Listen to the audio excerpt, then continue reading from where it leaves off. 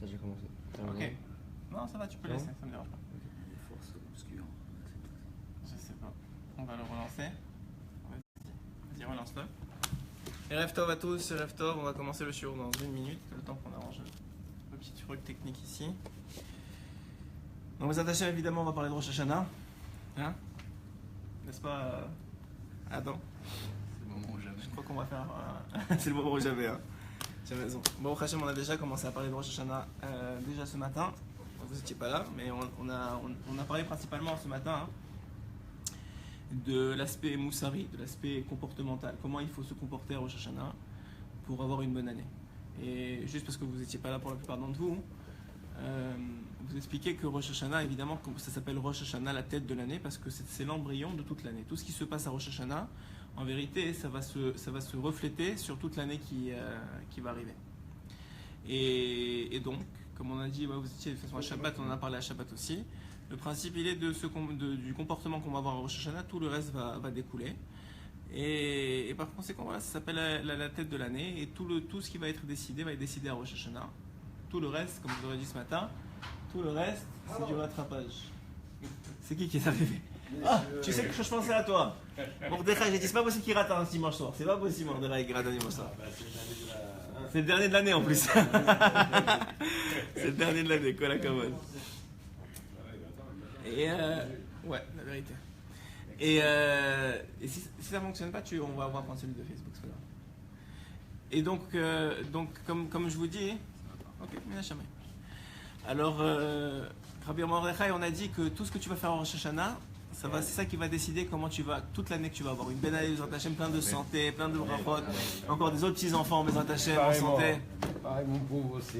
Et qu'on te voit toujours en santé, mais surtout le dimanche soir. Ok? Bezrat Hashem.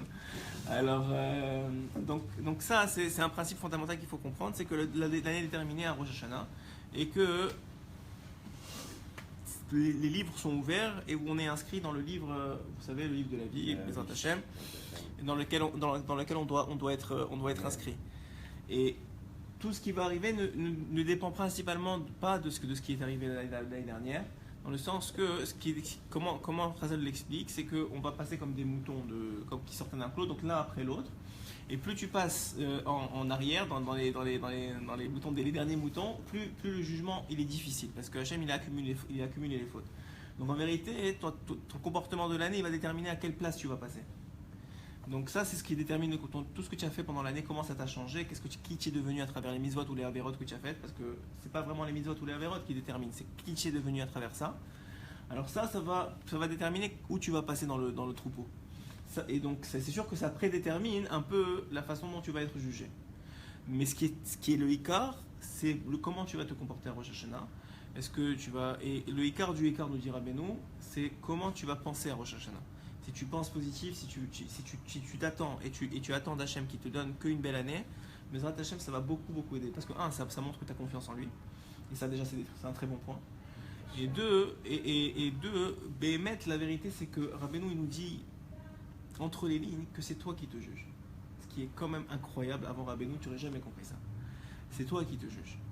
Béhémet, c'est comment toi tu te juges, comment tu te vois. C'est pour ça que j'ai dit, et Adam, tu n'étais pas là ni Shabbat ni ce matin, mais je te le dis, d'ici Rosh Hashanah, il faut absolument faire deux choses. Il faut faire un examen de conscience et dire pardon à Hachem pour toutes les choses qu'on a faites, même si on n'est pas prêt à les arrêter, mais on dit à Hachem, je suis conscient qu'il y a des choses qui ne vont pas. Ça s'appelle Cheshbon Nefesh, et dire à Hachem, je veux pas que ça arrive, mais j'ai pas la force, donne-moi la force de Hachem l'année prochaine que ça arrive plus. Mais je suis conscient, je comprends, et je te demande pardon pour ça. Ça c'est une première chose. Après je te demande. Et la deuxième chose, une fois que ça c'est fait, c'est faire une liste de tout ce qu'on a fait de bien cette année. Parce que cette liste-là, ça va être la base de tout ton Rosh Hashanah. Il faut que cette liste-là elle soit dans ta tête tout Rosh Hashanah. On l'envoie où? Hein? On l'envoie où? On l'envoie chez toi dans la tête. Ah d'accord. Ok. Il faut que tu vois, ok, j'ai fait de la tzedaka, ok, j'ai respecté mes parents, ok, j'ai fait ça, ok, j'ai fait ça. Tout ce que tu as fait de bien. Et pourquoi? Parce qu'il faut absolument que le jour de Rosh Hashanah, tu aies une opinion positive de toi-même. Parce que le jour de Rosh Hashanah, tu dois être du côté des défenseurs et pas du côté des accusateurs. Il y en a assez qui vont accuser le peuple d'Israël. Et il nous faut le maximum de défenseurs. Et le peuple juif, il est nos propres défenseurs, mais il ne faut pas seulement que tu fasses ça vis-à-vis de toi. Il faut que tu aies la même chose vis-à-vis des gens avec qui tu vas passer Rosh Hashanah. Donc, ta femme et tes enfants, pour la plupart qui passent avec leurs femmes et leurs enfants, ou les autres juifs si tu veux, qui sont dans ta kéla, etc. Il faut que tu aies fait un examen de conscience pour trouver les points positifs, parce qu'il va y avoir des épreuves pendant Rosh Hashanah. Le principe, comme je vous ai expliqué un petit peu, c'est que pour que Hachem il a un système dans le ciel, et pour que Hachem il accorde à quelqu'un du bien, il faut qu'il mérite. Comment il mérite? C'est quand il a une épreuve et qu'il réussit l'épreuve. Alors, on a dit ce Shabbat que quand Hachem veut donner de l'argent, il envoie une épreuve de colère. Quand il veut donner d'un gadlout, ça veut dire quelqu'un qui devient grand. Rabbeinu il dit il va lui donner les femmes, il va donner une épreuve de femmes. C'est la même chose que Yosef Hatzadik qui a passé les femmes, on a dit, et qui a une... Qu'est-ce que je disais? Que, donc pendant Rosh Hashanah, ça va déterminer Béhémet le template, la façon dont le juge va te juger. Alors celui qui a Ouman, Bezrat Hashem, je vous dis, vous êtes très chanceux parce que Rabbeinu il a dit que déjà il t'inscrit dans le livre de la vie dès le premier schéma Israël qu'on fait, le premier Baréchou avant le schéma Israël de premier soir de Rosh Hashanah, puisque Rabbeinu dit il y a 24 tribunaux dans le ciel qui sont constitués de tzadikim, et Rabbeinu il dit tout celui qui vient chez moi, alors moi je suis responsable de lui. Donc maintenant il va passer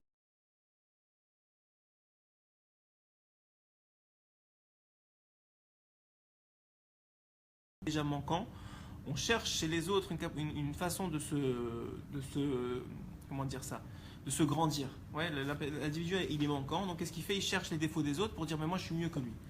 Alors que Chas Veshalom, alors que au contraire. Et pourquoi c'est comme ça? Parce qu'on a des fautes sur les épaules.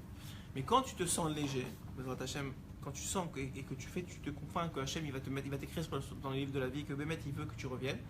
Et alors à ce moment-là, qu'est-ce que tu fais? Tu enlèves du poids de tes épaules et maintenant tu es capable. Et la veille, qui est très important, parce que la veille, en vérité, c'est le hors de Rosh Hashanah qui commence déjà à partir de Chatzot Hayom. Donc, je voudrais qu'on fasse ensemble une sorte de seder, et en même temps, on va passer à travers des halachot. On va faire le seder de Rosh Hashanah ensemble, l'ordre, comment du comportement physique des choses, pour qu'on soit capable le jour de Rosh Hashanah de se concentrer sur ce qu'on a dit ce matin, pour ceux qui n'ont pas écouté le cours, qui l'écoutent, c'est-à-dire l'essentiel du cours et l'essentiel de Rosh Hashanah, c'est-à-dire le Béhémet. De travailler sur sa pensée positive et de se trouver des points positifs afin que Hachem nous trouve les points positifs. Ok? Vas-y. Vous avez dit qu'il faut faire Cheshbon Nefesh pour reconnaître nos fautes. Ouais. Mais c'est pas encore plus grave si on est conscient de nos fautes, mais non. Si on n'essaie pas de s'améliorer. Rabbeinu il dit déjà que tu es conscient de tes fautes et que tu dis que je ne veux pas les faire, c'est déjà énorme. C'est déjà énorme. Oublie maintenant. On n'a pas encore rien fait. Juste tu dis à Hachem, regarde, parce que la vérité, je vais te dire quelque chose et Rabbeinu il le dit clairement. Un homme qui faute, c'est qu'il est juste en prison de son Yetzirah. C'est pas lui. La Neshama juive, elle ne peut pas fauter, elle est une partie d'Hachem. Donc elle veut que faire du bien. Maintenant, lui, il est en prison. Ok? Il est en prison, le gars, il est en prison. C'est comme un drogué. Il est drogué. Qu'est-ce que tu vas faire? Tu as pitié d'un drogué. Qu'est-ce que tu vas lui dire? Il n'y a rien à dire. Le gars, il est drogué. Donc maintenant, Hachem il sait que le Yetzirah, et c'est très connu, il y a des histoires, il y en a plein dans la Gemara. Il y a une histoire avec Rabbi Akiva qui s'est moqué du Yetzirah des femmes. Le Yetzirah, le Samer même, il a dit à Hachem, je demande, à cause qu'il s'est moqué, je demande de l'éprouver. Il est descendu dans une femme super belle, toute nue. Il a commencé à courir après, Rabbi Akiva. Il est monté sur un arbre pour aller la chercher. Il est monté sur un arbre jusqu'à que Hachem il a dit, sa mère même, par le mérite de la Torah de Rabbi Akiva, tu n'as pas le droit de le faire pocher. Mais ça veut dire quoi? Ça veut dire que si les tzadikim, je vais te dire quelque chose, ils ont compris quelque chose d'extraordinaire. Il faut qu'on comprenne. C'est qu'on serait tous des animaux sauvages si ce n'était pas d'Hachem. Nos comportements seraient vraiment pires que des animaux, et c'est le principe, si ce n'était pas d'Hachem et de la Torah qui nous a donné. D'ailleurs, la Gemara elle dit, un juif sans Torah, il est pire qu'un goy. Pourquoi? Parce que il a une neshama qui est très très puissante, et si elle n'est pas mise, c'est comme une épée, et c'est à double tranchant. Si elle n'est pas mise au service du bien, ça fait énormément de mal. Et tu le vois, même malheureusement, j'ai pas envie de mettre 4 règles, mais tu vois que des mouvements comme les Russes à l'époque, ou tout ça, des bolcheviks, tout ça, c'était tout, il y avait des juifs à la tête. Pourquoi? Parce que c'est des juifs qui ont laissé la Torah. Et le principe, c'est justement ça. C'est l'arbre. Ce matin, tu n'étais pas là, mais ce matin, j'ai dit, c'est l'arbre de vie. Mais si tu n'es pas connecté à l'arbre de vie, tu es mort. Mais ça ne veut pas dire que tu es mort physiquement, tu es mort spirituellement. Et si tu es mort spirituellement, il faut bien que quelqu'un dirige ton corps. Et c'est qui dirige ton corps? C'est ton Yetzirah. Alors, Hachem, il sait ça.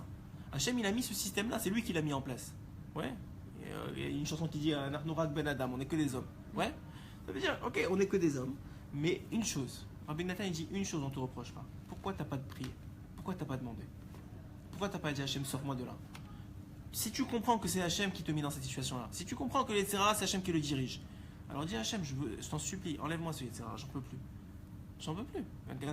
Il y a des gens qui sont vraiment, je sais pas moi, les Zera Levatala ou des choses, des femmes à un certain âge, c'est un vrai problème. Mais tu vois que les gars, c'est pas des mauvaises personnes, mais ils sont pris dans le truc. Alors quoi, il faut prier, il faut supplier, pleurer, mais il faut prendre conscience. Si tu prends pas conscience, alors des fois tu prends pas conscience toi-même. Moi je sais qu'il y a un ami qui m'a appelé la semaine dernière, il avait un problème, et ça fait plusieurs fois, il a un problème de Zera Levatala malheureusement, il a un problème avec les femmes. Et Mina Shamaim, Hachem, en ce mois d'Elou, il a eu énormément pitié de lui. Et il y a un film qui a été fait il n'y a pas longtemps. Moi, je sais pas, je regarde plus les films depuis longtemps, Hachem. Mais il y a un film qui a été fait il n'y a pas longtemps sur l'histoire de Ilan Halimi. Ouais. Ilan Halimi, c'est ce juif qui s'est fait attraper justement par une fille, Goya. Et malheureusement, parce que lui aussi, il était pris dans le système français où il y a une assimilation qui est énorme. Et qu'il a attrapé, il s'est fait séquestrer c'était un piège, il s'est fait séquestrer, tabassé, brûlé jusqu'à être mort. Ils ont fait un film apparemment très touchant, très poignant, et Mina Shamaim, ce gars-là, il est tombé dessus. Et il a compris que. Il m'a appelé en pleurant, il m'a dit ça y est, j'arrête, c'est fini, je touche plus. Je vois bien que c'est pas. Il y a deux voies, il y a la voie, mais le problème c'est que le Yetzirah, il te fait croire dans ce monde-ci que sa voix, c'est ta voix. Il te fait croire que le soi-disant mal, c'est toi. Donc tu peux pas te détester, tu peux pas dire mais je suis un nul. Donc tu dis bon c'est pas grave, tu atténues la faute. Mais la faute elle est énorme, mais c'est pas toi la faute. La faute c'est pas toi, c'est le Yetzirah, il t'a pris, il t'a mis dans une bulle. Maintenant la bulle, tu peux pas respirer, t'as pas de connexion avec l'extérieur. Il faut émettre un réveil d'en haut, parce que d'en bas c'est impossible. Et le réveil d'en haut, c'est que la tefila qui peut l'éveiller. Parce que Hachem il a dit, comment je suis mashpia à la bracha si vous montez mes tefilotes. Donc ce gars-là, il m'a dit, j'ai pris conscience que Béhémet, tout ça, le Yetzirah, il est en train de jouer avec moi, c'est tout ce qu'il fait. Quand tu comprends qu'on va dans ça et que le gars il pleure, tu vois que j'ai fait un peu suivi avec lui, j'ai le rappelé tout ça, et j'ai vu que Béhémet, c'était pas juste une soirée où il a pris sur lui.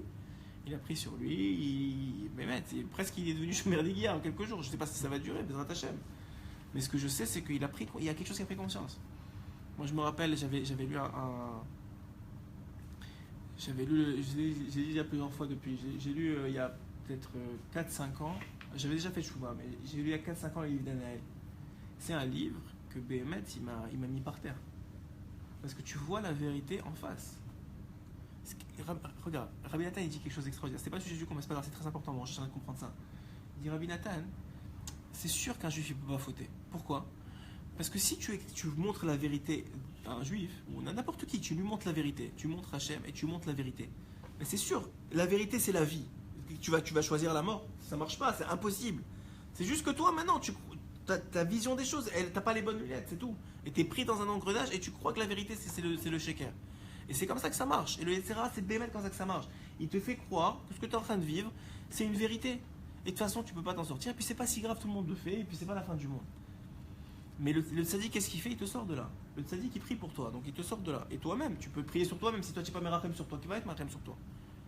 Tu comprends ? Ça veut dire, tu peux demander aux gens de prier pour toi. Mais il n'y a pas une plus grande prière que toi. Si toi tu pleuras à Hachem, il n'y a pas une plus grande prière que ça. Et les gens, ils vont prier pour toi, mais ils ne seront jamais dans ton matzav. J'ai raconté une histoire la semaine dernière, au shiur de la semaine dernière. Je leur ai dit, il y a un rave, c'était un rave de communauté, il recevait énormément de personnes. Et à chaque fois qu'il recevait, il avait 2-3 heures dans la journée où il recevait des gens. Et à chaque fois, il avait la chemise trempée. Alors, et à chaque fois, sa femme, au bout de plusieurs années, elle voit qu'à chaque fois, il change sa chemise. Elle dit, je comprends pas, t'es assis. C'est vrai que tu écoutes et tu donnes des conseils. Mais attends, t'es pas là à faire du sport. C'est pas 1, 2, 3, quoi. T'es pas là avec c'est pas un cours de gym aquatique. C'est pas, t'es sérieux, je comprends pas. Alors, elle dit, écoute, moi, c'est très simple. À chaque fois que quelqu'un vient me voir, je suis obligé d'enlever ma veste et de prendre la sienne. C'est-à-dire, je suis obligé de me déshabiller et de mettre à sa place. Et ça prend des efforts, non seulement psychologiques, mais ça prend des efforts physiques. Et après ça, parce qu'il faut que je comprenne qu'est-ce qu'il vit. Et après ça, une fois que j'ai compris ce qu'il vit, je ne peux pas rester à sa place. Parce que si je reste à sa place, je ne peux pas lui donner un conseil, parce que je ne suis pas objectif. Donc je suis obligé de enlever ses habits et de remettre les miens. Et je fais ça toute la journée, pendant les 3 heures non-stop. C'est sûr qu'à la fin, c'est plus que du sport. Donc il faut comprendre que ça, c'est des rabbanim extrêmement élevés. C'est pas les rabbanim de notre génération, c'est un... Ouais.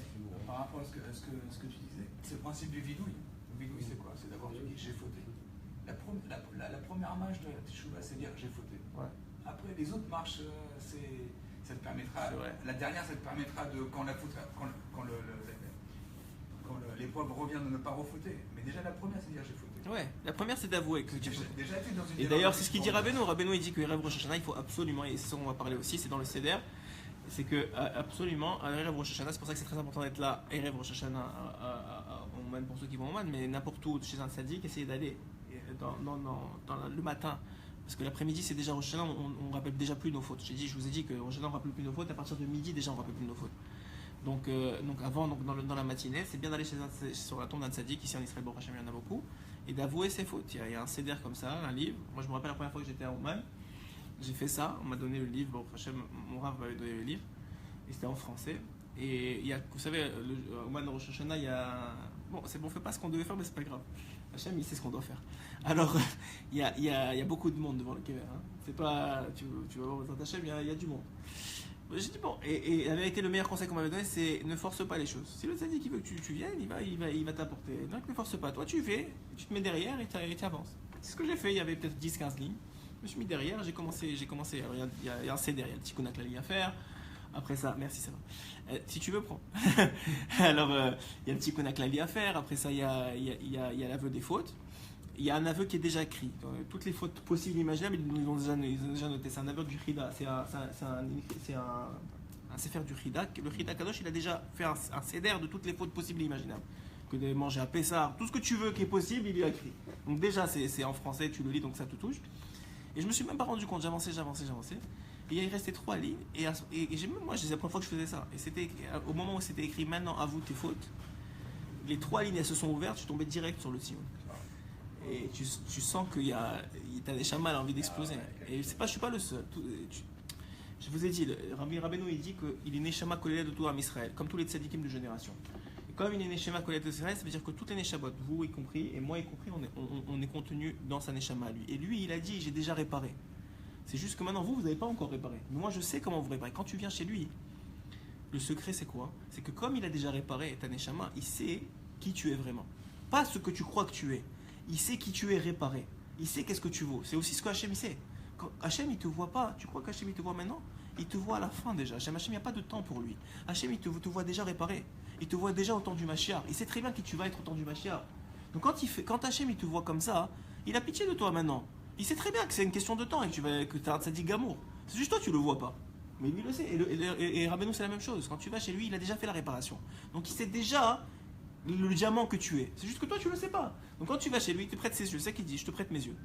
Et donc toi, tu as l'impression, tu t'aimes mais tu sais pas pourquoi. Et tu aimes les autres et tu sais pas pourquoi. Et c'est un truc de fou, vraiment. Moi j'ai toujours dit, la première fois j'étais extrêmement impressionné. Tu as des gens de tous horizons à Oman. Mais ce qui est incroyable, c'est que n'importe où ailleurs, tu te ferais une image très négative de certains d'entre eux et très positive d'autres. Et là-bas, tu as une image positive de tout le monde. Mais tu sais pas pourquoi. Tu as des gens que 3000 piercings ici, et les gars, tu tatouages partout. Et le gars, tu dis, ouais, c'est un sadique quand même. Mais je comprends pas, c'est pas. Il a pas. Mais tu as ce sentiment. Pourquoi? Parce que le sadique, il te prête tes yeux. Ses yeux. C'est ce qu'il dit Rabbeinu. Rabbeinu, il dit, à la fin de Rosh Hashanah, après Rosh Hashanah, Motzei Rosh Hashanah, donc ça va être Shabbat cette année, il faut regarder les panim, et c'est bien parce que ça va être Shabbat, donc tout le monde va rester. Il faut regarder les visages de ceux qui sont là-bas. Pourquoi? Il dit parce que Rabbeinu, tout celui qui est venu chez moi, je lui prête un peu de ma lumière. Donc toute la lumière, le tzaddik, il est chez chacun de celui qui est là. Donc quand tu vas voir, et tu le vois, c'est dans le visage des gens, il y a comme une lumière. Moi je n'ai pas encore. D'habitude on fait le Shabbat avant. Là cette fois-ci ça va être presque la première fois qu'on fait Shabbat après, Shabbat Shuvah en même temps. Et là ça va être spécial parce qu'il y aura l'or du Shabbat et tout ça, c'est des moments incroyables. Je vous dis, c'est des moments incroyables. Et il y a une Ava d'Israël, mais tu comprends pourquoi il y a une Ava d'Israël. Parce que le gars, c'est un vrai tzaddik. C'est juste qu'il est pris dans une clipa. Mais toi, le problème, c'est que toute l'année, tu vois juste la clipa. Tu vois juste que le gars, c'est un drogué. Mais quand tu comprends c'est quoi le soft, et tu comprends qu'est-ce qu'il a vraiment en lui, alors tu vois que c'est un tzaddik. C'est ça que je disais toujours. Moi j'ai compris quelque chose. Vous savez, Rabbeinu, il parle beaucoup de la Torah Zamra, de juger les autres positivement, ouais. De voir le bien qu'il y a chez lui, peut-être si on a le temps de le faire, même si je ne suis pas sûr, mais si on a le temps de le faire, vous allez voir qu'il parle même des Rechaim Gmourim, c'est-à-dire des gens qui, le gars il a volé, il a tué, il a insulté sa mère, tout ce que tu veux, même chez lui il faut que tu trouves quelque chose de bien. Il faut que tu aies cette patience et cette capacité-là de prendre une mitzvah qu'il a faite, ou tu as vu un comportement bien, ou un sourire, ou quelque chose, et de te concentrer sur ça et de dire, regarde, ça c'est lui. Le reste, c'est que du pipeau. Ça ne veut pas dire que le reste, c'est bien, c'est mal le reste. C'est pas que tu mens. Parce que si tu mens, ça t'affecte à toi, ça affecte l'autre. Il faut partir d'un sentiment de vérité. Mais il faut que tu comprennes que chez l'autre, il y a quelque chose de particulier, qui est un diamant, qui en vérité, c'est sa partie divine. Et ça appartient à tous les juifs de ce monde-ci. Et cette partie-là, c'est à nous de la découvrir. Parce que quand toi tu la découvres, tu forces Hachem à la voir. Et tu forces les anges accusateurs à te taire. Le pouvoir d'un juif, c'est de faire taire les anges accusateurs. C'est la preuve, je vous ai rapporté Rabbi Levi Israël et tous les tzadikim. Le Baal Shem Tov à l'époque, il montait, il descendait toute la journée. Et il faisait que il était en haut en même temps qu'il était en bas. Il défendait celui-là là, il défendait celui-là ici. Et c'était toujours comme ça. Et les tzadikim, ils savent ça. Parce que les tzadikim, ils ont une vision qui est une vision vraie. C'est pour ça que tu vas chez les vrais tzadikim, ils ont un rachamim énorme sur le peuple d'Israël. Pourquoi? Parce qu'ils ne ont pas les mêmes yeux que nous. Et la vérité, des fois tu te dis, mais comment? On te demande de juger positivement, ouais. Je sais pas, quelqu'un il t'a fait une crasse ou quoi. Et tu te dis, mais comment Hachem il peut avoir pitié de lui? Je comprends pas, regarde comment il est pourri ce gars-là. Ce que tu comprends pas, c'est que Hachem, il a des yeux différents de toi. Et lui, il voit le vrai gars. Toi, tu vois juste l'enveloppe du Yetzirah qui est en train de le diriger comme une marionnette. C'est normal que tu le juges négativement. Ouais. Donc, on va commencer. Dans Hachem le shiur que j'avais prévu. Si vous avez des questions, on peut y aller.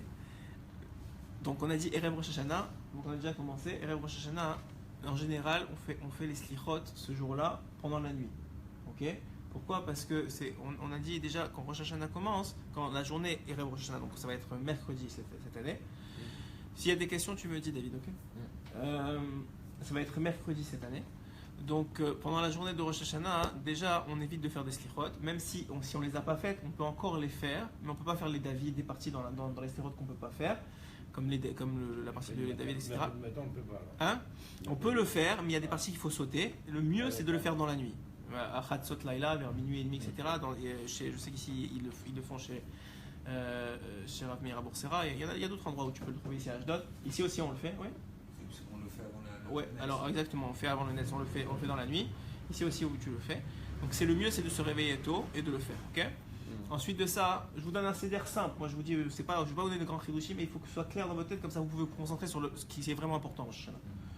Alors ensuite de ça, vous faites la tfila, idéalement un Netz, ok? Ensuite de ça, on fait un Tarat Nedarim. C'est quoi un Tarat Nedarim? Je vais le lire dans les mots dans la halakha, mais un Tarat Nedarim, c'est l'annulation des vœux. Il faut savoir qu'est-ce que ça concerne. Ça concerne seulement les vœux dont vous n'êtes pas conscient. C'est-à-dire soit de l'argent que vous avez donné par exemple une tzedaka et vous avez complètement oublié. Hachem il a fait que vous avez complètement oublié. Ou bien quelque chose que vous avez fait 3 fois d'affilée sans dire bli neder et tu sais même pas que tu t'es engagé à le faire plus. Alors tu fais un tarat nedarim, ça s'annule.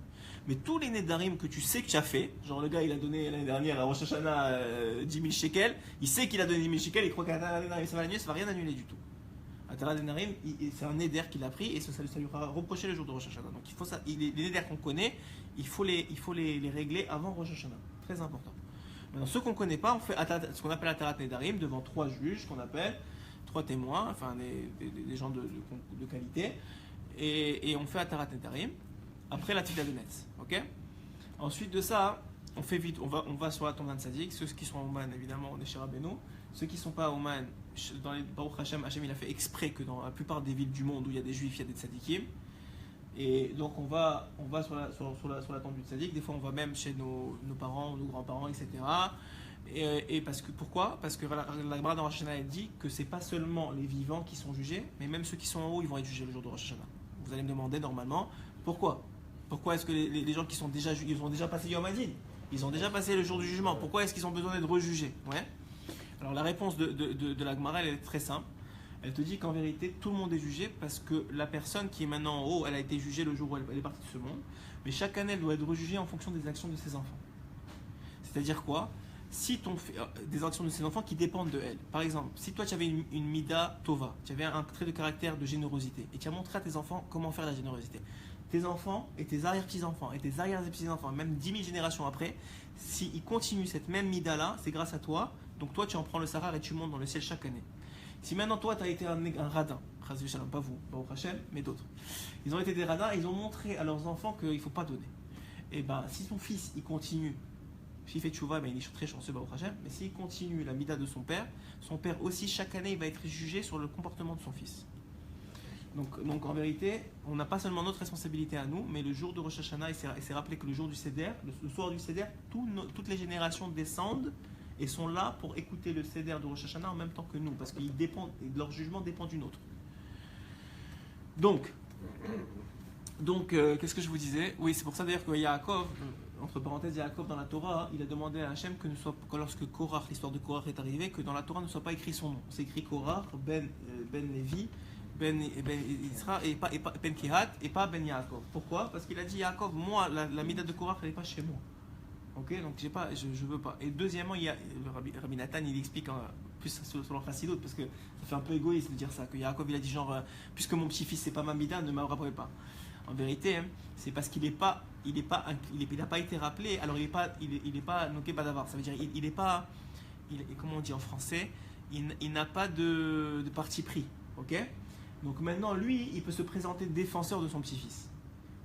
Parce que s'il était inclus dans la faute, il avait été nommé, alors maintenant il ne peut pas venir défendre son petit-fils. Mais Yaakov, maintenant, vu que lui, il n'a rien à voir avec la faute de Korach, donc maintenant il peut venir et dire, moi je viens défendre mon petit-fils, malgré qu'il a fauté, voilà, je peux le défendre parce que je n'ai pas été inclus dans la faute. Et Rabbi Nathan dit, c'est la raison pour laquelle Korach il sortira un jour du Gehinam.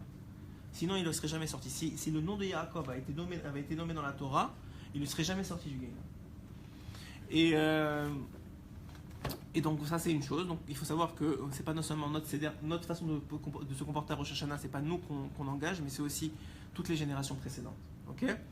Donc Erev Rosh Hashanah, on va faire Vidui Dvarim, donc sur la tombe d'un tzaddik. Pourquoi la tombe d'un tzaddik? Je l'ai expliqué plusieurs fois. Rabbeinu il dit que le tzaddik il est capable grâce au fait que tu avoues tes fautes, les fautes à chaque fois que tu en fais, on a étudié ça ensemble, normalement Mandera tu dois t'en rappeler, et Adam aussi, on a étudié que chaque fois que tu fautes, s'inscrit sur tes os la mitzvah que tu as transgressée dans un ordre qui n'est pas le bon. C'est-à-dire que les lettres sont inversées. Ok? Le tzaddik, qu'est-ce qu'il fait? Au moment où tu avoues la faute, il remet l'ordre des lettres en bonne et ça t'est compté comme si tu avais fait la mitzvah. Alors que tu l'as transgressé. T'imagines? C'est un truc de fou.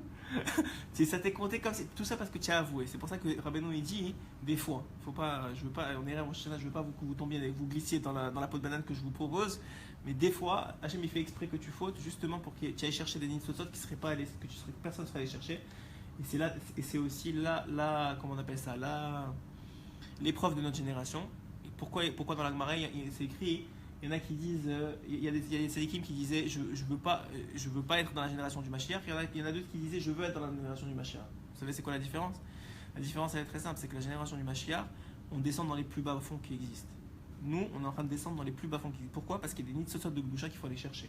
On a fait un cours complet dessus, vous le verrez. Mais il n'y a que nous qui peuvent, on est les volontaires.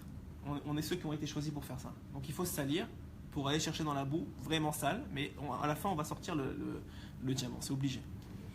J'avais une question. Ouais. Pour les personnes seules ces jours-là, un conseil. Pour les personnes qui sont seules, d'abord on n'est jamais seul. Il faut savoir que premièrement, vous savez que la plupart des tzadikim ils faisaient Ta'anit Dibour le jour de Rosh Hashanah, ils ne parlaient pas. Ok? Nous on fait ça maintenant plus Yom Kippour, mais le jour de Rosh Hashanah ils ne parlaient pas, seulement de Torah et de Tehillim. Donc en vérité ils étaient seuls. Il faut savoir que de toute façon on est seul. Donc, je vous ai dit on n'est jamais seul, parce qu'il y a toujours Hachem, mais on est seul, parce que la Gemara nous dit pourquoi est-ce qu'on passe un à un. C'est écrit dans la Gemara Bnekem Maron, comme des moutons. Et pourquoi la Gemara a besoin de nous dire comme des moutons? Pour te dire que tu passes comme dans un enclos et que c'est un par un que tu passes devant Hachem. Donc en vérité le jugement c'est tout seul. C'est pas ton père, c'est pas ta mère. C'est ce qu'on a dit. Ton père et ta mère, il est jugé, mais seulement si toi, tu as continué la faute. C'est toi qui décides si tu continues ou pas. Tu comprends? Toi, tu as des prédispositions. Ta mère et ton père, ils t'ont donné quelque chose. Il y a des choses bien, il y a des choses moins bien, mais c'est toi à faire le bureau. C'est toi à choisir. Et ton choix, il est maintenant. Donc en vérité, il faut comprendre que, c'est une chance extraordinaire d'être seul. Dans le sens que simplement, c'est une chance de se rapprocher d'Hachem. Chaque chose que Hachem y fait, c'est parce que c'est la meilleure chose pour toi, c'est la meilleure façon pour toi de te rapprocher de lui. Il y a des gens, Laura Lénou, que malheureusement, comme je vous ai raconté l'histoire avant qu'on allume la vidéo de mon ami dont le fils d'1 an il s'est cassé le pied. Il faut comprendre que c'est la meilleure façon pour Hachem. Et Hachem, il aime plus son fils que lui-même. Okay? Son fils, il s'est cassé le pied, il est dans un plat, il ne peut pas bouger, il a juste 1 an. Ouais? Ben, moi, je lui ai dit à cet ami-là, je lui ai dit, ton Hachem, parce qu'il était un peu béazout, il était un peu triste, il y a Rosh Hashanah qui arrive et c'est compliqué. Et je lui ai dit, Hachem, il aime plus ton fils que toi. S'il fait ça, c'est que c'est la meilleure façon, et pour lui, et pour toi, de te rapprocher de lui. Maintenant, c'est vrai qu'on demande des rachamim, et je vous ai dit, c'est pour ça qu'il faut croire en. Le plus principal problème, il dit Rabbeinu, c'est qu'on ne croit pas dans les rachamim d'Hachem. On n'y croit pas. On croit qu'on mérite la sentence. On croit qu'on mérite d'être malade. On croit qu'on mérite de ça. Mais si Béhémet, il y a la émouna que tu ne mérites pas, c'est pas vrai. Tout ça, c'est lui, c'est rara. Moi, je suis quelqu'un de bien. Et Béhémet, Hachem, il va te traiter comme quelqu'un de bien. Non, si toi, tu dis, maintenant, moi, je suis rien, ben, ok, tu es rien. Qu'est-ce que tu veux faire? Si toi-même, tu veux pas sortir de la prison, qu'est-ce que je fasse avec toi? Mais si tu comprends, alors tu comprends. Donc, on a dit, Erev Rosh Hashanah, on fait le matin, on fait vidéo de Varim, parce qu'on n'avoue plus les fautes à partir de midi. À midi, pour ceux qui seront à Ouman, Zat Hashem, à midi, il y a ce qu'on appelle le Tikkun Aklali Olami. À Ouman, ça va être. Les gens ils montent sur les toits. Il y a Tikkun Aklali Olami, c'est le Tikkun Aklali, vous savez, les 10 psaumes qu'a dévoilé Rabbeinu, qu'il a tellement peiné pour dévoiler dans le monde. Ces 10 psaumes-là, c'est un tikkun, c'est une réparation pour toutes les fautes qu'on a faites, et en particulier les fautes de la brite, qui sont en vérité la base de toutes les fautes. Donc il y a un tikkun d'Akalami, tout le monde est dans les rues, et il y en a qui sont plus proches, en fonction de la claustrophobie, il y en a qui sont plus proches du tzion que d'autres, ceux qui supportent d'être un peu plus serrés. Mais sinon, dans tout Ouman, et dans le monde entier, c'est retransmis, de façon par internet, Baruch Hashem, avec aujourd'hui dans le monde entier, et il y a beaucoup qui s'associent. Tous ceux d'ailleurs, des gens qui ont déjà été une fois au Ouman, ils s'associent en général parce qu'ils savent c'est qui Rabbeinu et qui n'ont pas eu la chance d'être là cette année. Et les autres, Bezrat Hashem, tous ceux qui croient dans les sadiques et dans ce qu'on dit maintenant, alors ils s'associeront à midi au Tikkun Aklali, c'est-à-dire quoi s'associer? Ça veut dire le dire. Il y a une bat call, il y a une voix comme ça, il y a des microphones un peu partout dans Ouman, et qui crient chaque passouk et on répète après lui avec on explose des cieux. Et ensuite, donc ça c'est midi. Chatzot Hayom, à l'heure de Ouman. Je pense qu'on a une heure de différence avec Israël. Ensuite de ça, non, on n'a pas une heure. Alors voilà, je pense qu'on a une heure de décalage, il me semble. Mais ensuite de ça, midi arrive. En général, la plupart d'entre nous, on mange un peu et on va dormir. Okay? Pourquoi on va dormir? Parce que Rosh Hashanah, c'est connu qu'il faut pas dormir le moins possible. Il faut dormir le moins possible. Pourquoi? Parce que c'est écrit que si toi tu dors, ton mazal il dort avec toi. Le mazal c'est un ange. Et l'ange il est mis en dormance parce que toi tu dors. Donc le Rosh Hashanah c'est pas fait pour dormir. Okay? Et je vous dis, si vous avez 2 jours à donner, toute l'année, toutes les forces de ton année, elles dépendent de ça. Des forces que tu savais même pas que tu avais en toi, qui n'existaient pas, des forces de te réveiller le matin, des forces de... je vous dis, je l'ai vu moi, je l'ai vu vécu moi-même. La première année que j'étais là-bas, Baruch Hashem, j'étais zoré que j'étais dans une chambre de jeunes. Et ils ne voulaient pas dormir. Mais pas pour les bonnes raisons. Donc moi j'étais obligé de ne pas dormir. Donc je me suis retrouvé beaucoup au Tzion. Mais à Shamaim, j'étais très content. Même je vous dis, après une fois je suis rentré à 3h du matin, sur mon lit, j'avais mis des affaires, mes affaires. Je retrouvais mes affaires par terre et un autre jeune qui s'est mis sur mon lit à 3h du matin. J'ai dit, je ne peux pas dormir, je ne peux pas que je dorme aujourd'hui. Alors le matin, il m'a dit, je suis désolé et tout. Je dis, non, qu'est-ce que tu. Au contraire, je suis très content, j'ai fait ça à ton crime le jour de Rosh Hashanah. Alors, j'ai fait une mitzvah, c'est génial, tu m'as fait faire une mitzvah. Mais je vous ai dit, Rosh Hashanah, c'est que voir du positif. Hachem, il faut baisser la tête, tout ce qu'il fait. Des fois, ça a l'air un peu bête, un peu difficile. Des fois, je sais pas, il y a quelqu'un qui va te faire honte. Mais sache que celui qui, je vous le dis parce qu'il faut le savoir, c'est un peu difficile de parler aujourd'hui, mais celui à qui on fait honte le jour de Rosh Hashanah, il doit dire merci à Hachem. Mais je vous dis même pas comment il doit dire merci à Hachem. Parce que c'est la preuve que Hachem, il est en train de le nettoyer. Rabbeinu nous dit c'est la meilleure façon de te nettoyer. Si quelqu'un te fait honte, moi je vous dis, j'ai mon premier enfant, moi, je vous donne beaucoup de mes histoires à moi, c'est ce soir, je sais pas, c'est Erev Rosh Hashanah, alors je vous... Moi et ma femme on a attendu assez longtemps pour avoir notre premier enfant. Et bon, Hachem, après ça j'ai réalisé que c'était grâce à Rabbeinu que j'ai eu mon premier enfant. C'était grâce au Sipurei Maasiot qu'on m'avait donné, que je ne connaissais pas encore Rabbeinu. On m'avait donné ça et je le lisais. Il faut que je raconte cette histoire, c'est un kiddush Hachem cette histoire. Alors moi et ma femme on a eu un peu de difficulté à avoir notre premier enfant, Baruch Hachem. Maintenant je dis Baruch Hachem, quand les difficultés sont parties on dit toujours Baruch Hachem. Après ça on réalise pourquoi. Et j'avais un ami qui était Breslev, à l'époque moi je ne savais même pas c'était qui Rabbeinu. Et j'avais un ami qui était Breslev, il m'a dit tu sais que Rabbi Nachman, il a dit que tout celui qui lit Sipurei Maasiot, qui est le livre des contes, à sa femme, le vendredi soir, alors c'est une séboula pour avoir des enfants. Je dis, moi, écoute, ça fait déjà quelques années qu'on essaie. Moi, je prends tout ce qui passe. Toutes les ségoulottes possibles, on essaye. Donc qu'est-ce qu'on a fait? Et effectivement, j'ai commencé tous les vendredis soirs, après manger, à lire à ma femme le Sipouré Maasiot. Et au bout de 4 mois, Baruch Hashem, elle est tombée enceinte. Mais j'ai pas réalisé que c'était pour ça. J'ai réalisé ça en vérité l'année dernière à Ouman, j'ai fait Idbo des doutes et j'ai eu une compréhension comme ça. J'ai compris qu'est-ce qui s'est passé. Alors je vous dis ce qui s'est passé. Baruch Hashem, Leinara, Baruch Hashem. Donc ma femme, elle est arrivée à terme et le bébé ne voulait pas sortir, donc on attendait, ils allaient la provoquer, on attendait. Et Mina Shamaim, il devait la provoquer mardi. Et le Shabbat d'avant, vendredi soir, on était invités, elle commence à avoir ses contractions. Et Baruch Hashem, il est né Shabbat Devarim. Alors maintenant, j'ai réalisé l'année dernière que le moment où elle a eu ses contractions, c'est après manger, le moment où je lisais les contes à ma femme. Et j'ai réalisé une deuxième chose, c'est que mon fils, il est né Shabbat Devarim, et sa Brit Mila, c'était Shabbat Nachamu, Minashon Nachman. J'étais fou quand j'ai compris ça l'année dernière. Mais alors, je vous dis ça. Alors, pourquoi je vous disais ça? Je me suis perdu un peu dans l'histoire. Pourquoi je vous disais ça? Quelqu'un qui suit? Je suis, mais moi aussi. Alors, donc la veille de. Pourquoi je vous disais ça? J'ai oublié. Bon, Mina Shamaï. Et donc, la veille de Rosh Hashanah, on était à la veille de Rosh Hashanah, donc on dit le Tikkun HaKlali. Et ensuite de ça, une fois qu'on a dit le Tikkun HaKlali, on va en général, il ne faut pas beaucoup dormir. Ouais, je vais raconter vos histoires il ne faut pas beaucoup dormir. Alors, en général, on ne dort pas beaucoup pendant Rosh Hashanah parce que déjà, il faut être. Rabbeinu, il dit, bon, on n'est pas encore en Rosh Hashanah, mais je vous dis, pendant Rosh Hashanah, il faut être réveillé, pas à Netz, il faut être réveillé à Halot HaShachar. Halot HaShachar, c'est le moment le plus propice de Rachamim de toute l'année. Tous les jours, il dit, s'il y a une prière à faire, vous avez une prière particulière à faire, c'est au moment d'Halot HaShachar tous les jours, qui est à peu près 45 minutes avant Netz. Donc c'est Halot HaShachar, c'est l'aube. C'est donc lorsque les rayons du soleil commencent à se montrer. On va y arriver.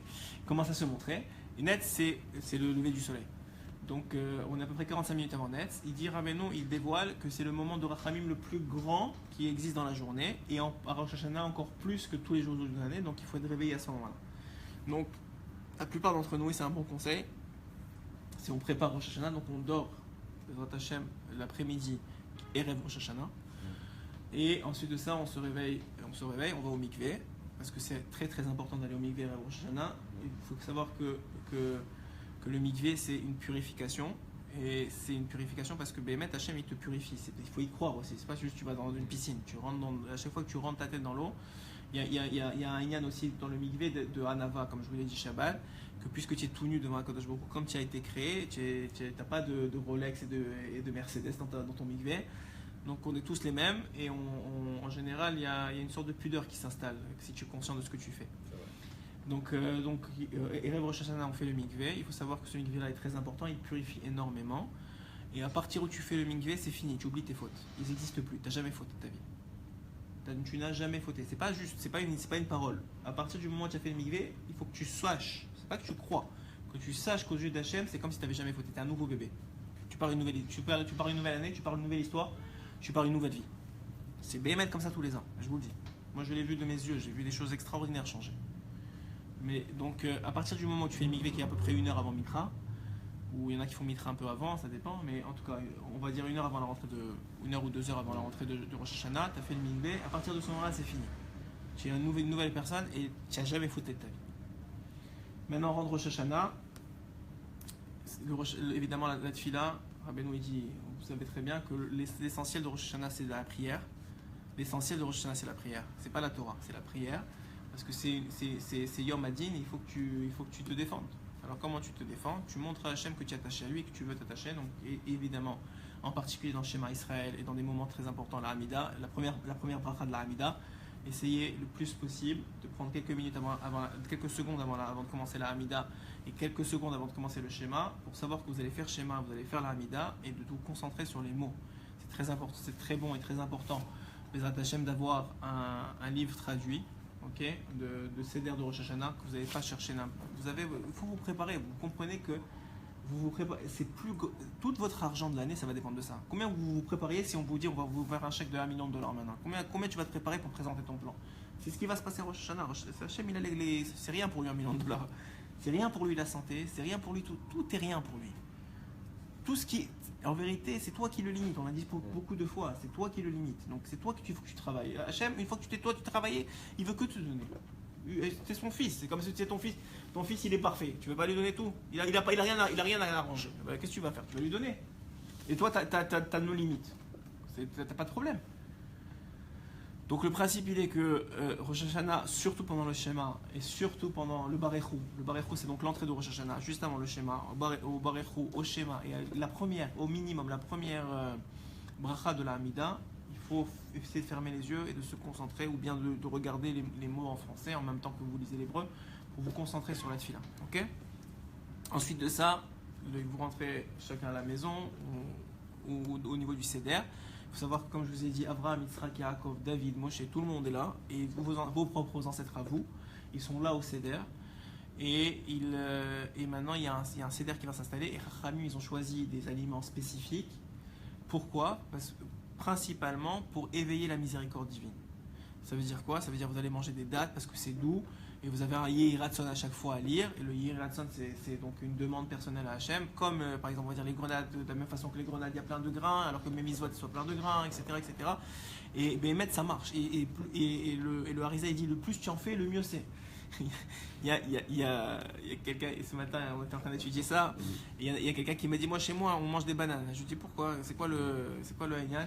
Elle dit, parce que banana, c'est bonne année. Elle était un peu lourde, mais bon, je vais le raconter quand même, c'est pas grave. Il y en a qui failli rester sur le couscous aussi. Ah ouais, pourquoi? Parce que c'est doux? Non, il y en a plein de grains. Alors il y a plein de grains. Du coup, ouais, peut-être tu fais maisonnade sur le couscous. En tout cas, alors en général, vous avez un céder, il y a ce qu'on appelle chez les Tunisiens la feuille de miel. J'imagine parce qu'elle est pleine de miel à la fin. C'est pour ça qu'on appelle ça la feuille de miel, je crois, hein, j'imagine. Parce que chez les Marocains, c'est pas comme ça qu'on appelle ça, mais en tout cas, chez les Tunisiens, on appelle ça la feuille de miel. Il y a un céder comme ça, à faire le Netilat Yadayim. Après, et le plus important, c'est qu'il y ait énormément de simcha à la table. C'est ça le plus important. Avant tous les ratzon, le plus important c'est qu'il y ait la simcha. C'est que s'il y en a un qui pleure, vous prenez le temps de vous arrêter et de le calmer. Prenez le temps de faire les choses. Prenez le temps de calmer votre fils, de lui donner un bonbon. Il faut préparer des bonbons, des choses comme ça pour évidemment pour qu'il soit heureux. Préparez un bijou pour votre femme, comme ça elle sera heureuse aussi. Vous savez qu'il y a une mitzvah et rêve toutes les fêtes d'offrir un bijou ou bien un habit à votre femme. Parce que c'est ça qui réjouit la femme, nous dit la Gemara. Donc c'est important d'accomplir ces mitzvahs de la Torah. C'est une mitzvah de la Torah, c'est pas Astam. Hein. C'est une mitzvah de la Torah, c'est important. Et Hachem, de toute façon, il rembourse, vous inquiétez pas. Donc ça, c'est. La Gemara, elle dit tu peux t'endetter pour ta femme. Rares sont les choses que tu peux t'endetter, mais pour ta femme, tu as le droit. Et les femmes, n'en profitez pas. Et donc, le plus important pendant le Seder de Rosh Hashanah, plus que de manger, etc., c'est vraiment, la joie, et 2, qu'il y ait le maximum de paroles de Torah. Alors, la plupart des paroles de Torah, si vous êtes très loin de la Torah, ça irrite en général. Donc, moi, le conseil que je donne et que je donne tous les ans, c'est de préparer des sipourets de Sadikim, des histoires de Sadikim. 1, parce que c'est des histoires de Torah. 2, parce que ça plaît aux gens. Et 3, parce que vous rappelez le nom des Sadikim, et en haut, ils vous défendent. Ok? Donc, préparez des sipourets de Sadikim. Si vous en avez de Rabbi Nachman, à mon avis, c'est le meilleur défenseur, ou du Baal Shem Tov, ou du Harizal, ou de Rabbi Shimon, ou du Ben Ishraï, ce que vous connaissez. Préparez des histoires de Sadikim à l'avance. Pour vos enfants, c'est super. Pour vos femmes, il y aura moins de la Shonara. Bezrat Hashem, ça me parlera moins, et tout sera bien. Pas que les femmes fassent de la Shonara de façon générale, mais bon, c'est une tendance. Vous savez que c'est rapporté que 10 paroles avec le monde, 10 paroles le monde a été créé avec 10 paroles, et 9 ont été pris par la femme. Ouais, vous savez ça, c'est Zohar qui dit ça. Et les blagueurs ils disent que la 10e elle a été volée par la femme. Fait que les 10 elles sont chez la femme. Ouais, c'est comme ça qu'ils disent. Alors, on va continuer. Donc, on se permet, c'est Rosh Hashanah. Alors, après ça, on ne pourra plus.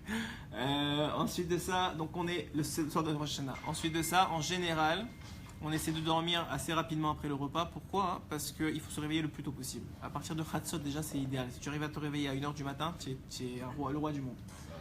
Si tu n'y arrives pas, 3 heures. Parce que déjà que 3 heures, je pense c'est quoi? C'est 4 heures, 4 heures moins quart ou quelque chose comme ça. Vérifiez pour moi. En Israël. C'est quelle partie de la journée le jugement?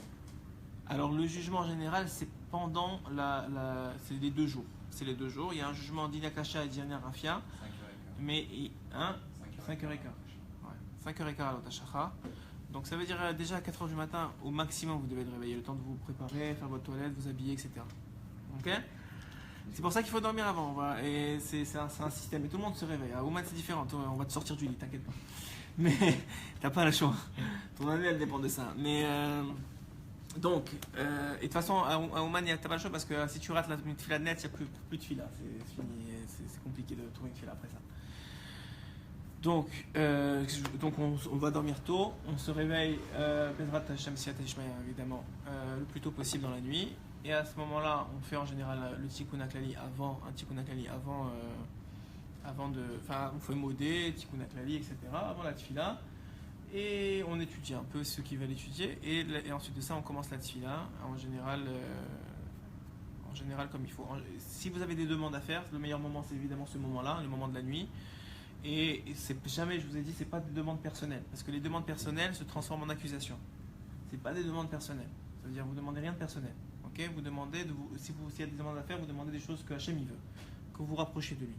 Hachem, rapproche-moi de toi. Et fait que ce soit le moins difficile et le moins pénible possible. On a le droit de demander par exemple la réfoua ou quelque chose. Hein? On a le droit de demander la réfoua par exemple. La réfoua, tu peux demander, personnel, hein. je vous ai la réfoua ou tout le reste, c'est une conséquence de ce que Hachem il décide pour toi par rapport à son rapprochement. Maintenant, pour quelqu'un, ça va être quelque chose de bien d'être guéri. Pour un autre, ça va pas être quelque chose de bien. Il n'y a que Hachem qui sait. On ne sait pas, nous. Mais c'est pas. On n'a pas. C'est difficile de dire ça, mais on n'a pas les yeux pour comprendre des choses comme ça. C'est vrai, on n'a pas les yeux pour comprendre. Il n'y a que Hachem qui sait. Et Hachem, il t'aime, il nous aime plus que tu peux imaginer. Et c'est écrit, c'est pas seulement qu'il nous aime. Si tu souffres, il souffre plus que toi. Parce qu'il est en toi. Donc toi tu souffres, tu l'amènes avec lui. C'est pour ça que Rabbi nous dit c'est tellement grave d'être Be'atzvut. C'est tellement grave d'être triste. Pourquoi c'est tellement grave? C'est parce que tu as Hachem en toi. Quand toi tu es triste, tu me rends Hachem triste. Il est obligé d'être triste avec toi. Il est obligé. C'est comme tu vois, quand on est père, on le sait. Et quand ton fils il est malade et tu es impuissant, mais tu es à la panique. Pourquoi? Mais t'imagines Hachem. Hachem c'est encore pire parce qu'il voit tout ça. Il est bémol. Donc il faut comprendre que à partir du moment où tu demandes à Rosh Hashanah, tu demandes de te rapprocher de lui. Avant ça, tu peux demander la refoua, tout ce que tu veux. La veille de Rosh Hashanah, demander tout ce que vous voulez. Une bonne année, de la bracha, de la parnassa, ce que vous voulez. Mais le jour de Rosh Hashanah, il y a un jugement. C'est le jour du jugement, c'est pas le jour de demander. Par contre, si tu veux demander quelque chose qui va créer un ange, c'est Hachem, je veux te servir. Hachem, je veux être ton serviteur. Hachem, je veux être bien. C'est tout. Quand tu demandes ça, tout le reste va suivre. Il n'y a pas de raison. Ensuite de ça, qu'est-ce qu'on a dit? Ensuite de ça c'est pour donc on a la tfila avec le shofar. Il faut savoir que le moment le plus important, nous dit le Zohar HaKadosh, de toute la journée de Rosh Hashanah, les 2 jours de Rosh Hashanah, c'est le moment du shofar. À ce moment-là, c'est le seul moment, nous dit le Harizal, où tu pourrais penser à tes fautes. Moi, je ne vous conseille pas de le faire parce qu'on peut très vite tomber dans un système où tes fautes te collent après. Donc moi, je pense pas qu'on est au niveau de le faire. Mais le Harizal, il disait qu'on pouvait y penser, même pas le dire. Même le Harizal, il dit on n'a pas le droit de le dire. Il faut juste y penser. Donc c'est vous dire pourquoi. Mais moi, à mon avis, le shofar, il faut penser. Je sais pas si c'est Yehuda Ptalia qui a fait une liste de ce qu'il faut penser pendant le shofar. Je vous en dis quelques-unes. Un, c'est que la Torah a été donnée avec kolot de shofar, avec les voix du shofar. Donc on pense qu'on veut avoir la Torah pendant cette année-là. Donc quand tu écoutes le shofar, tu dis Hachem, s'il te plaît, donne-moi la Torah comme tu l'as donnée au mont Sinaï. Deuxièmement, quand ils allaient en guerre au temps de David Améler, les tzadikim, ils sonnaient des trompettes. Donc il faut comprendre que maintenant tu vas en guerre contre ton Yetzirah pendant toute l'année. Tu demandes à Hachem de l'aide pour qu'il t'aide à combattre ton Yetzirah. La troisième chose du shofar, c'est que ça rappelle la Akedat Yitzhak. Parce que pourquoi on prend une corde de bélier, l'a dit la Gemara? Parce que c'était le bélier qui a remplacé Yitzhak. Donc en vérité, tu penses à ce que le sacrifice que Yitzhak il a fait pour toi, parce que jusqu'à aujourd'hui ça te protège. Et tu penses à demander pardon. Ok? Même si je vous ai dit qu'on ne pense pas à nos fautes de façon précise, mais tu peux demander pardon juste au moment du shofar. Ok? Qui est le moment, selon le Harizal et selon Rabbi Shimon, le plus important de tout Rosh Hashanah. Ensuite de ça, donc il y a la tfila. Ensuite de ça, on va si on a fait la tfila Nes Bezrat Hashem, on finit la tfila quand même assez tôt, on va dire vers 10h du matin. Et Et à partir du moment où on finit la tfila, on commence un seder de Teilim. Ok? Ça veut dire que il faut, celui qui est béni du ciel, il a les kochot de faire au moins 2 fois le Teilim, une fois le premier jour, une fois le deuxième jour. C'est à peu près 3 heures, 3 heures et demie de le faire à chaque fois. Donc ça prend pas mal de la journée. Si celui qui est encore béni du ciel, mais un peu moins, il le fera une fois pendant les 2 jours. C'est-à-dire il fait la moitié la première journée, la moitié la deuxième journée, puisque le Zohar il dit que c'est un long jour, c'est le même jour. Rosh Hashanah, c'est pour ça que Rosh Hashanah en Israël, on fait tous 2 jours. C'est la seule fête où on fait tous 2 jours. Il y a pas de, c'est pas une question. Alors pourquoi dit le Zohar? Parce qu'en vérité, c'est créé 2 jours. Rosh Hashanah, c'est 2 jours. Dans le ciel, ces 2 jours-là, c'est compté comme un jour. Donc, si j'ai fait, il faut essayer de faire. Pourquoi Rabbeinu dit et tous les tzadikim disent qu'il faut faire les Teilim? Parce que, sont cachés énormément de protection sur tout ce que vous pouvez imaginer de protection dans la vie, c'est caché dans les Teilim, parce qu'il les a écrits par Ruach HaKodesh, David Ameler. Et deuxièmement, parce que sont cachés dans les Teilim, nous dit Rabbeinu dans l'écoute Moharan, les ports de la Tchouva. Donc, même si tu ne veux pas faire Tchouva, parce que tu fais les Teilim, c'est caché dedans. Donc les portes de la Tchouva sont cachés dedans, donc c'est très très très très bon de lire les Teilim. Chacun à son niveau. Maintenant, si vous lisez très doucement, ce que vous ferez, Hachem il va compter ça comme des diamants. Ne vous inquiétez pas, vous faites ce que vous pouvez. Mais c'est vrai, Hachem il est incroyable, c'est pas nous, c'est Hachem, Bémet il est incroyable. Je te dis, c'est une taou du Yetzirah de croire qu'Hachem c'est un tyran. Hachem il dit, Rabbeinu il dit clairement, ne faites pas avoir par le Yetzirah de croire qu'Hachem c'est un tyran. Hachem il t'adore. Hachem il sait qui tu es. Maintenant toi tu sais pas, c'est ton problème, il faut que tu comprennes. Ensuite de ça, donc on est déjà à l'après-midi. Ensuite de ça, on va faire tashlir. Ouais, on va faire mincha, on va faire tashlir. C'est quoi tashlir? C'est qu'on va normalement dans une source d'eau. Si vous n'avez pas une source d'eau, vous ouvrez. Si vous êtes une femme et que vous ne pouvez pas sortir de la maison, vous avez des enfants, vous ouvrez le robinet. Et il y a un seder, il y a à lire. Et là, effectivement, on jette nos fautes. Alors c'est un moment où tu vas te rappeler de tes fautes, mais c'est très général. On parle de façon clalie. On dit toujours, on parle au pronom nous toujours dans cet endroit-là. Donc tashlir c'est un aveu des fautes et c'est pas vraiment un aveu, c'est comme si on s'en débarrassait. Et il faut croire en ça parce que c'est maintenant ça qui arrive. À Oman il y a un lac à côté, donc on va au lac et c'est extraordinaire la vision. Tu as 70 000 personnes autour du lac en train de faire tashlir, c'est vraiment c'est surréaliste. Et ensuite de ça commence la deuxième journée. Donc la deuxième journée, effectivement, donc on repart pour une nouvelle journée, la même chose. On va faire le seder. On essaye d'avoir. Bon, je vous le fais en dehors des mots. Je voulais faire dans les mots la halakha, mais je vous le fais en dehors des mots. Comme ça va être plus simple. On essaie d'avoir. Il faut faire chez Achiano aussi la deuxième journée. Mais comme c'est un long jour, c'est un problème. C'est comme s'il y avait un doute de faire chez Achiano. Donc il faut essayer d'avoir un nouveau fruit à table qui va nous acquitter du Shechianu le deuxième soir. Okay, quelque chose que vous n'avez jamais mangé dans l'année. Parce que c'est le début de l'année, mais ça veut dire que vous n'avez pas mangé depuis que ça a été, depuis qu'il a été cueilli. Okay, c'est ça la nouvelle année pour un fruit. C'est-à-dire que la cueillette, elle a eu lieu de cette année-là, et vous ne l'avez pas encore mangé. Okay, donc en général, le deuxième soir, il y a sur la table un nouveau fruit, et on s'acquitte du Shechianu du deuxième jour grâce au nouveau fruit qui est sur la table. Okay, on fait le seder de la même façon que la première fois, avec beaucoup de joie, pour être sadikim, etc., etc. On fait encore une fois, on va dormir. Et ah oui, je vous ai pas dit quelque chose de très important. Cette année, Shabbat, il tombe juste après la fête. Il faut que tout le monde, même ceux qui vont pas, écoutez-moi bien, même ceux qui vont pas cuisiner pendant la fête pour Shabbat, il faut quand même qu'ils fassent Eruv Tafshilin. C'est quoi Eruv Tafshilin? C'est de préparer une challah, donc du pain et un œuf, ok? Et avant la fête, et de faire, il y a une bracha à dire, qui sont dans les Sidurim de Rosh Hashanah, et de les réserver comme si vous les aviez préparés déjà pour Shabbat. Ce que ça va vous permettre le deuxième jour. Le premier jour, c'est interdit. Le deuxième jour de Rosh Hashanah, ça va vous permettre de préparer pour la fête si jamais vous avez besoin de préparer pour Shabbat. Okay, maintenant, la plupart d'entre nous, ma femme m'a dit, c'est qui la femme qui va vouloir commencer le jour du dîner à faire à manger?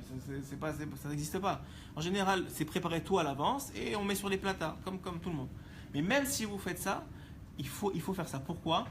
Parce que, premièrement, il faut que vous sachiez qu'on allume, il faut avoir une bougie de 48 heures allumée, Erev Rosh Hashanah.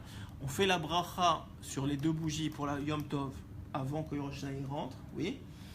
D'ailleurs, il faut qu'on amène des bougies. Il faut que quelqu'un rappelle qu'il faut amener des bougies pour moi. Ensuite de ça, en même temps, je suis ma liste. Ensuite de ça, donc on allume les bougies. Maintenant, il faut allumer pour le deuxième jour.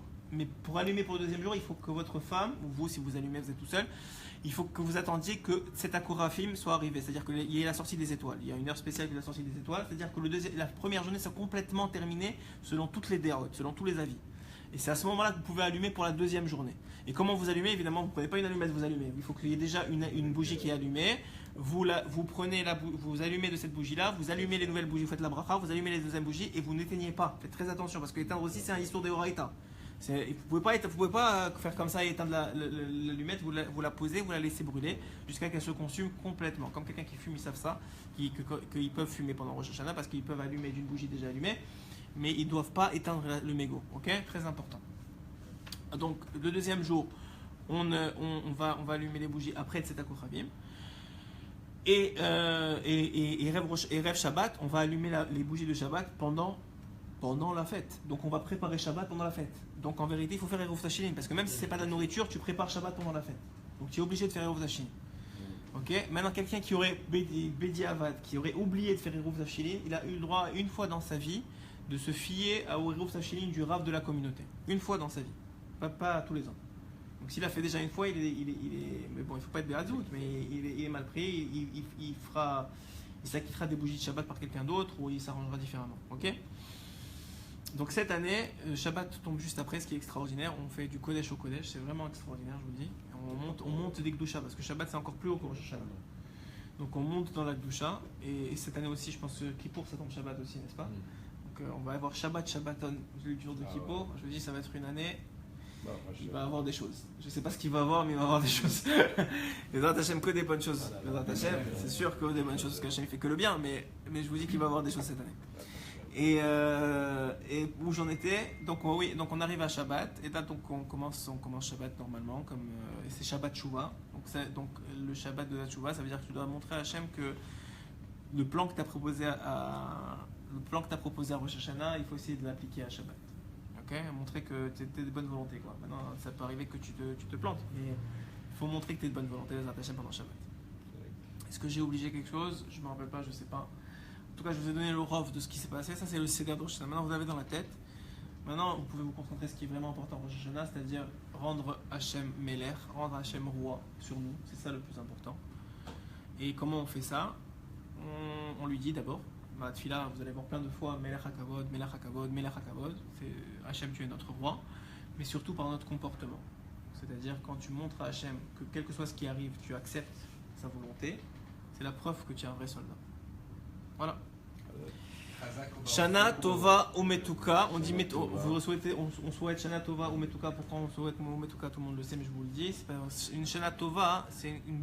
Pourquoi est-ce qu'il faut qu'elle soit non seulement bonne, mais qu'elle soit douce? Parce qu'aux yeux d'Hachem, tout est bon. Même la maladie, c'est bon. Mais nous, on ne demande pas seulement que ce soit bon, on veut qu'elle soit douce. Ça veut dire que pour nous, on voit que ce soit bon. Elle ait un bon goût. Et pour qu'elle ait un bon goût, c'est pas seulement que ce soit bon dans les cieux, que ce soit bon même ici dans ce monde-ci. Donc, Shana Tova en tout cas à tous et Bezrat Hachem qu'on soit tous inscrits dans le livre de la vie. Pour encore plein de shiur et Torah l'année prochaine.